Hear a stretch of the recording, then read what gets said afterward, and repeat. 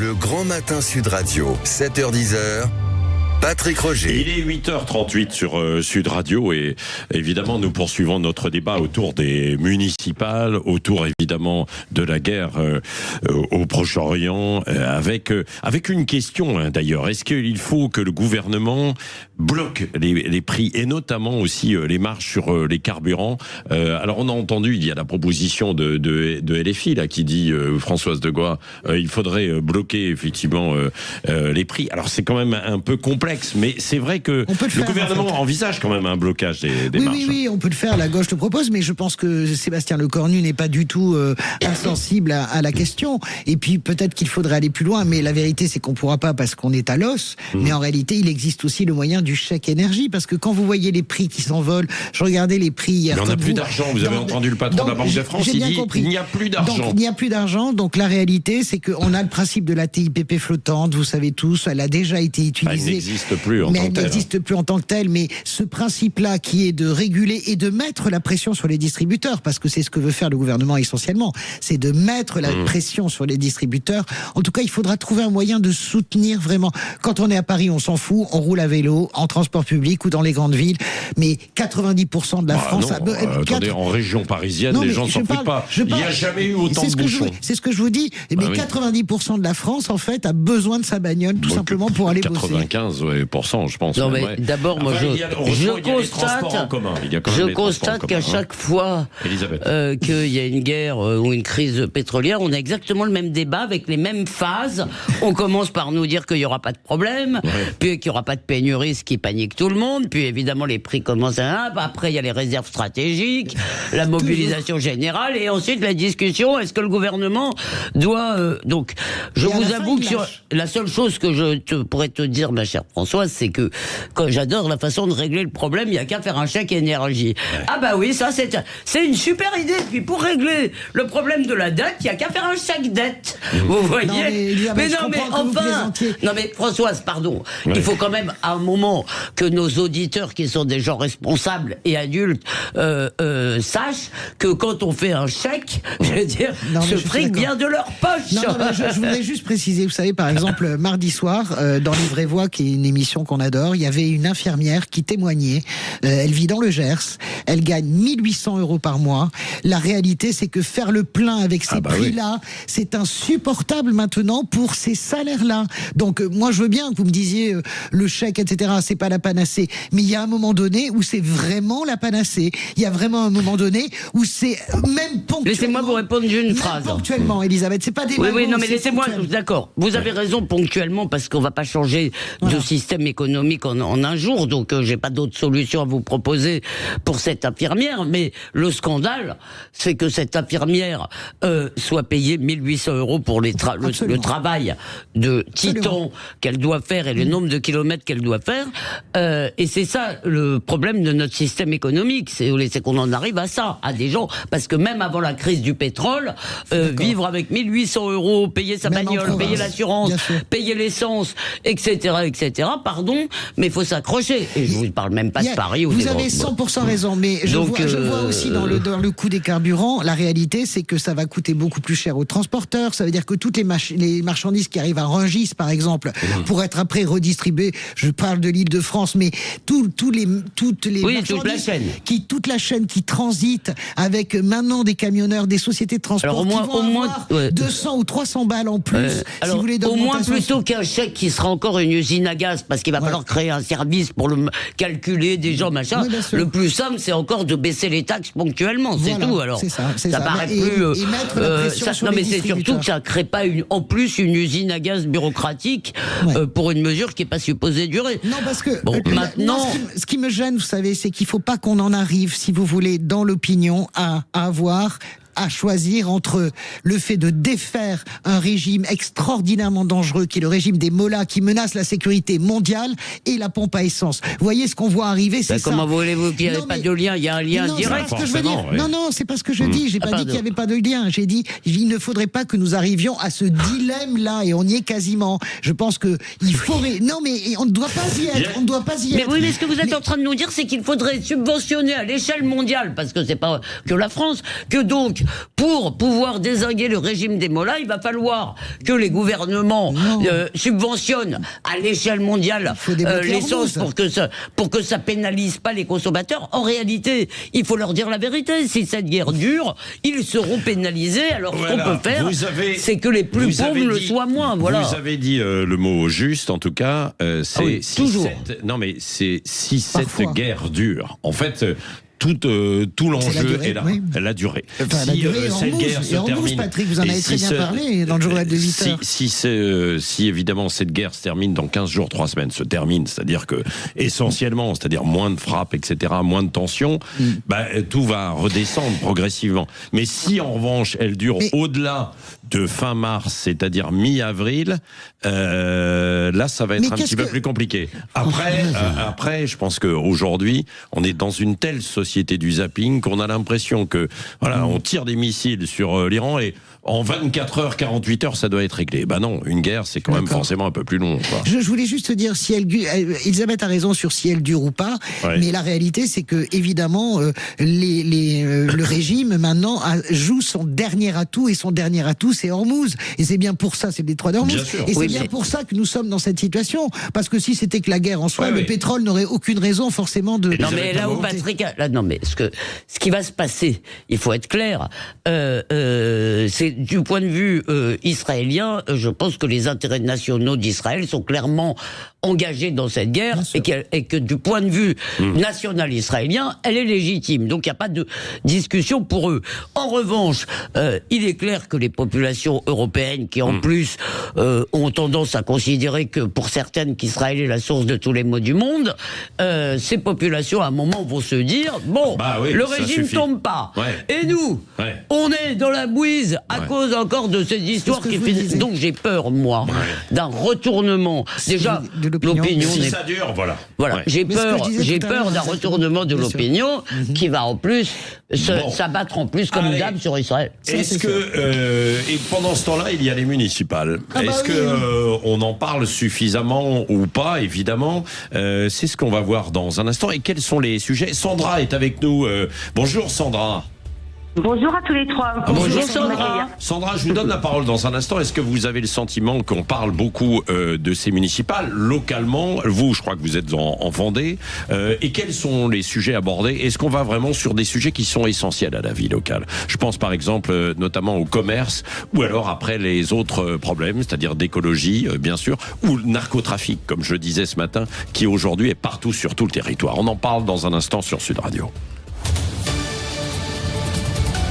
Le Grand Matin Sud Radio, 7h-10h, Patrick Roger. Il est 8h49, nous sommes ensemble jusqu'à 9h et ensuite la vérité en face avec Jean-François Aquili sur Sud Radio. Nous parlions des municipales qui passent au second plan. Alors pas localement, parce que localement quand on va dans les commerces, etc., on en parle des municipales, sauf s'il n'y a qu'une seule liste, ce qui est le cas dans les petits villages. Sandra est avec nous. Dans la moitié des villes la moitié des villages, effectivement. La moitié des maires sont dans des communes de moins de 500 habitants. En France, c'est ça. Sandra, avec nous. Sandra, est-ce que vous avez l'impression qu'on parle des municipales localement et puis des vrais sujets, entre guillemets? Alors écoutez, moi où j'habite, oui, on en parle beaucoup. C'est assez actif. Et puis les équipes sont interrogées. En fait, ce qui est surprenant, c'est que les équipes sont interrogées aujourd'hui sur des sujets qui sont de compétence nationale. Ah ouais, quel sujet? Oui. Par exemple, la santé. Les gens n'ont plus de médecins, n'ont pas d'accès aux soins. Sauf que ça vient au plus près. Forcément, les élus, ils sont au plus près sur les terrains des communes. Donc on les interroge, mais c'est des sujets nationaux qui n'ont pas été traités. Et aujourd'hui, les collectivités, elles se retrouvent à essayer de trouver des pansements en ouvrant des maisons médicales, ce genre de choses qui coûtent très très cher. Ça coûte quand même de l'argent aux collectivités, et c'est pas leur compétence normalement. Et aujourd'hui, vous ouvrez des ce genre d'établissement. C'est pas pour ça que vous avez des médecins, malheureusement, parce que la source du problème, c'est qu'il n'y a pas de médecins et qu'on habite en Vendée ou en Touraine ou à Strasbourg. Le problème il est le même, sauf que la population, elle c'est logique. Elle se dit mais moi je m'en fous, hein, des Strasbourgeois. Moi je veux un médecin ici. Non, mais c'est vrai. C'est une vraie préoccupation locale, bien sûr, à tel point qu'il y a des municipalités donc qui mettent à disposition des locaux, qui les achètent, qui investissent, et qui se retrouvent avec ça sur les bras, sans médecin. Et ça, j'en connais beaucoup. Elisabeth Lévy et François Second. C'est un bon exemple où on voit que très souvent les initiatives locales prennent le relais, parce que avec une assemblée sans majorité qui a mis combien de temps, Françoise, pour 4 mois. 4 mois pour adopter un budget. C'est la moindre réforme. Imaginez que vous vouliez que vous ayez une mesure intelligente justement pour le système de santé. Combien de temps vous allez mettre Enfin bon, donc on voit bien qu'aujourd'hui il y a une sorte d'impuissance du pouvoir politique, en tous les cas à l'échelle nationale. Donc effectivement, peut-être que... Oui, on cherche des solutions locales. Mais les maires n'ont pas non plus la main sur la pépette. Vous avez vu, il y a aussi autre chose qui impacte la vie des gens, c'est le narcotrafic, qui n'est pas simplement l'apanage de Marseille. C'est une inquiétude sur la sécurité et le narcotrafic. J'ai été très frappé, je ne sais pas si vous avez vu, je pense qu'on a changé d'époque. Vous avez Amine Kessassi, qui est sur la liste de Benoît Payan, qui fait campagne avec trois policiers de la BRI avec mitraillettes pour qu'ils puissent faire campagne. Donc il y a un truc qui a basculé, et là je suis d'accord avec vous, sur le narcotrafic. Quelle est la responsabilité d'un maire de ville moyenne? Comment peut-il agir? C'est un vrai sujet. D'autant qu'il y a un rapport du Sénat, je l'ai dit ce matin, mais il y a un rapport du Sénat qui évoque toutes les interférences possibles sur ce scrutin, entre l'influence, la pression sur les élus, l'intimidation, à tel point qu'il y a des endroits où évidemment il y a des élus qui n'ont plus envie de se représenter. Ça, c'est un rapport du Sénat. Merci Sandra. Oui, rajoutez. Oui, allez-y. Parce que faut pas oublier que dans le même temps, on a eu Monsieur Macron qui a fait un super cadeau fiscal avec la taxe d'habitation dans la poche des collectivités. Et qu'aujourd'hui, on n'a plus de dynamique à ce niveau-là. Forcément, tout le monde est content de payer moins d'impôts, sauf qu'aujourd'hui, on se retrouve à dire, vous payez moins d'impôts. Du populisme, c'était du populisme avant l'heure chez Emmanuel Macron. Qu'on se le dise ou pas, évidemment, avec ça. Non, bien sûr. Oui. Merci Sandra. William est avec nous aussi sur ses préoccupations justement locales. Bonjour William. Oui, bonjour à tous. Bon, bonjour. Est-ce que vous avez le sentiment justement qu'on parle des vrais sujets, des municipales? Je trouve qu'on est surtout sur de la communication, comme dans tous les domaines. On fait ce qui est vendeur. On noie les électeurs d'informations tous les jours, en espérant que les sujets importants, passent à l'as. La santé en est un. Vous l'avez évoqué de manière très complète. Le narcotrafic en est un, bien évidemment. Le narcotrafic aujourd'hui, moi là, ce que je remarque, je suis d'une génération, j'ai 41 ans, donc il y a une vingtaine d'années, oui, on connaissait tous les gens qui ont touché beaucoup, un peu, etc. Ce qui m'inquiète dans ce domaine-là, c'est que l'action des maires et des politiques, même notamment en local, est rendue complexe parce que il y a 20 ans, une personne qui vendait ou une personne qui ne serait-ce que fumait, le faisait en cachette, c'était presque un sentiment de honte c'est vrai. De le faire. On le faisait, et à l'époque on disait il fume parce qu'il a des problèmes, il se drogue parce qu'il a des problèmes. Aujourd'hui, c'est presque devenu une fierté de consommer. Ça touche toutes les classes sociales et ça touche toutes les générations. Vous pouvez tomber sur un adolescent qui va fumer en cachette derrière le collège, comme vous pouvez tomber sur un cadre commercial ou un politique. Tous les domaines sont touchés. Donc c'est devenu, on a été pendant des années. Vous vous souvenez de cette phrase dans le film La Haine? Voilà le film Jusqu'ici tout va bien. Jusqu'ici tout va bien. Mais oui, parce que ça touchait qu'une petite partie. Et puis on disait de toute façon ça peut pas grandir parce que c'est la honte. Ça c'est pertinent ce que vous dites. Merci William. Tout ne relève pas. En réalité, c'est pas simplement l'affaire du pouvoir. C'est pas le pouvoir, quel qu'il soit, local ou national, qui va régler cette question. Je voulais juste ajouter au débat quand même une chose. On nous dit toujours le maire, c'est l'élu préféré des Français, tout le monde l'aime, etc. Et c'est de moins en moins vrai. Exactement. Alors c'est peut-être l'élu. Je dirais plus que c'est l'élu préféré. Je dirais que c'est encore l'élu le moins mal aimé. Mais ça se dégrade. Mais ça se dégrade beaucoup, tout simplement. Et par ailleurs, je m'inscris en faux contre votre expression des vrais sujets. Ouais. Pardon, la guerre, c'est aussi un vrai sujet, même si c'est pas à côté de chez nous. Sur la politique locale et structurante, bien sûr. Voilà. Oui. en tout cas, non, mais vous n'habitez pas dans une petite ville, etc. Donc vous n'êtes pas concerné par ça. Parce que vous êtes parisienne, et donc vous ne sentez pas ça. Mais local, mais non, c'est pas du tout la même chose. Et mais je peux être concerné par des choses que je ne vis pas. Oui, mais des choses structurantes, c'est autre chose, quoi. Vous voyez, sur la vie locale. Là, je suis à moitié d'accord avec vous, parce que je pense que là où vous avez raison, c'est sur les sujets qui structurent la vie des citoyens, dans les petites villes où les 5 000, 8 000, 10 000 habitants. Mais même jusqu'à 30, 50 000, bien sûr. Mais par contre, psychiquement, et ça, c'est la réalité, les gens, on peut parler de la maison de santé, les gens, depuis le début de la guerre en Iran, maintenant, sont véritablement percutés dans leur psyché par la guerre en Iran. Donc, c'est pas structurant pour le quotidien, mais en tout cas, ça joue tout à fait dans l'esprit des citoyens. C'est structurant pour le prix du plein, en tous les cas. Et en plus, maintenant, c'est tout à fait... Évidemment, puisqu'on se déplace, évidemment, toujours avec des voitures qui consomment, alors même si elles consomment moins, bien sûr. Puis si on va sur de l'hybride, progressivement, et un peu de... Vous roulez en hybride ? Oui. Moi, je roule en hybride. Benjamin Glaise, allez, en 30 secondes. Hashtag, on en parle. Éric Cantona qui pousse un coup de gueule. Effectivement, un coup de gueule sur Canal+, interview dans laquelle il a parlé du contexte international de la guerre. Il a livré, tenez, un discours, vous allez l'entendre, anti-Trump, anti-guerre, avec une solution même miracle pour empêcher tout conflit, tout nouveau conflit dans le monde. Hier, je me disais, putain, j'ai envie de faire un truc. Je voudrais créer une loi internationale qui dirait que si un président décide d'aller faire une guerre, il soit le premier au front, au lieu d'envoyer des jeunes de 18 ans. Et là, je pense qu'il y aurait beaucoup moins de guerres. Parce que des courageux, il n'y en a pas beaucoup. La plupart des mecs, c'est des mecs qui sont dans des bureaux qui envoient les autres. Donc je pense que s'il y avait une loi comme ça, parce que finalement, moi, par exemple, il n'y a pas un de mes enfants qui ira à la guerre.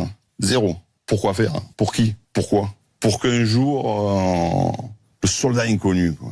Le soldat inconnu, c'est juste pour encourager les autres à y aller au cas où il y a quelque chose. Je crois que la charité chrétienne m'interdit de réagir à ce tissu d'ânerie, vraiment comme on en entend peu. Éric Cantona devrait jouer au football. Oui, c'est vrai. Ou faire du théâtre. Mais le temps où Bonaparte chargeait avec le drapeau sur le pont d'Arcole est révolu, ça c'est vrai, il n'a pas tout à fait tort, mais c'est vrai pour tout le monde. Et tous les gouvernements veulent, comment dirais-je, et ça va être un problème en Iran, veulent absolument 0 dégâts, 0 mort dans la façon de faire la guerre. Je vais voter une loi, moi, internationale, pour régler ça.